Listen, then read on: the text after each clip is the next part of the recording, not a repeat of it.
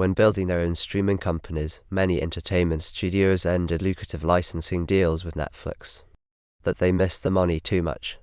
For years, entertainment company executives happily licensed classic movies and television shows to Netflix.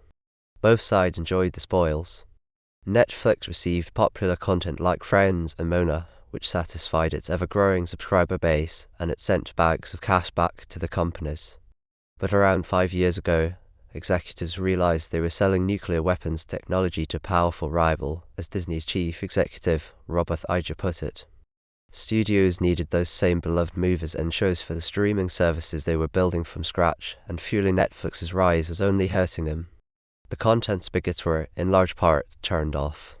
Then the harsh realities of streaming began to emerge, confronting sizable debt burdens and the fact that most streaming services still don't make money. Studios like Disney and Warner Bros. Discovery have begun to soften their do not sell to Netflix stances. The companies are still holding back their most popular contents. Movies from the Disney-owned Star Wars and Marvel universes and blockbuster original series like HBO Game of Thrones aren't going anywhere, but dozens of other films like Dune, Prometheus, and series like Young Sheldon are being sent to the streaming behemoth in return for much-needed cash. And Netflix is once again benefiting.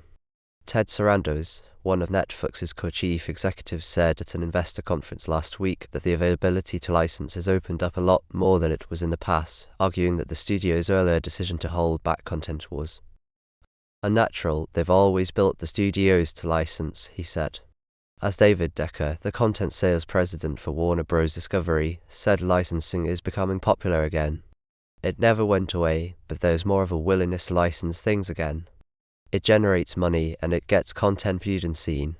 In the coming months, Disney will start sending a number of shows from its catalog to Netflix, including This Is Us, How I Met Your Mother, Prison Break, and several editions of ESPN Sports documentary series, like 30 for 30, White Collar, a Disney-owned show that used to be part of the same lineup as Suits on the USA Network, will also join the service.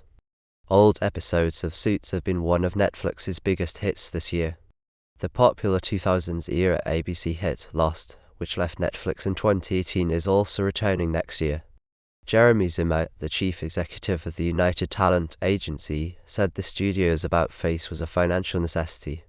Mr. Zimmer said, in order for us to compete in streaming, it's costing us billions to create new content to drive subscriptions.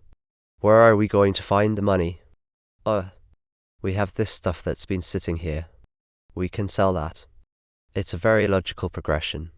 Acknowledging the motivation, Dan Cohen, the chief content licensing officer for Paramount, said one of the biggest advantages to licensing for traditional media companies was that the margins tend to be high. Movies and series from other studios have long provided a vital backbone to Netflix, allowing executives to populate the service with established favorites to complement its original series like The Crown, Wednesday, and The Diplomat. The company said on Tuesday that from January to June, 45% of all viewing on the service came from licensed shows and movies. While the amount of licensed content on the service is growing after a slowdown, content from other studios never completely went away. According to Netflix, the top 10 most watched movie list for a one-week period ending December 10 includes 4 films from Universal Pictures alone. Those movies come to Netflix from a handful of agreements with Universal, one of which was reached in 2021, in which new animated theatrical releases like the Super Mario Bros. Go to Netflix as part of a structure that toggles titles between Netflix and Universal's own streaming service, Peacock.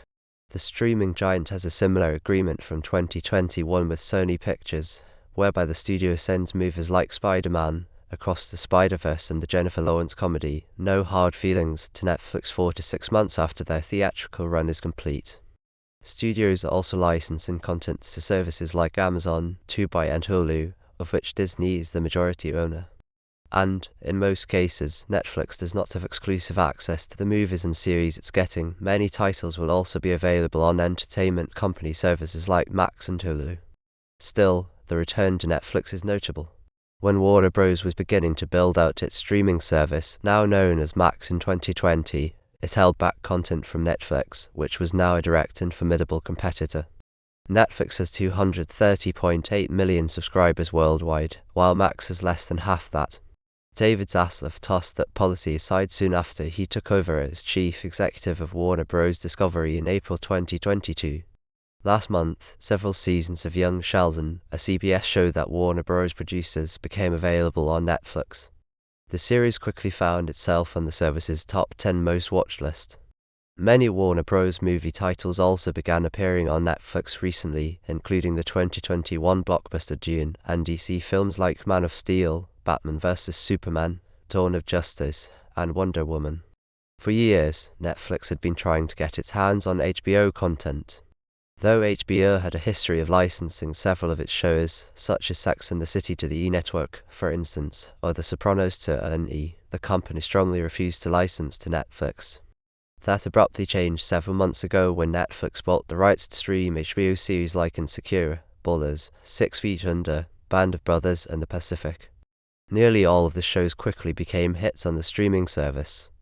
Casey Bloys, HBO chairman at a news media conference last month, said, "I am comfortable with it, and so far, it seems to be working."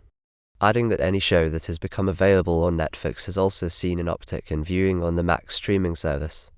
Netflix credits its large subscriber base and its recommendation algorithm are the reasons that a 22-year-old show like 6 Feet Under, or a once-forgotten basic cable legal drama like Suits can become a hit on its service.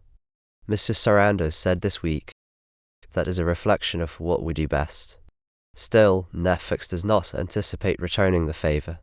Mr. Sarandos said that the company doesn't have a division for licensing original series, nor does he see any reason to set one up. "I do think that we can add tremendous value when we license content.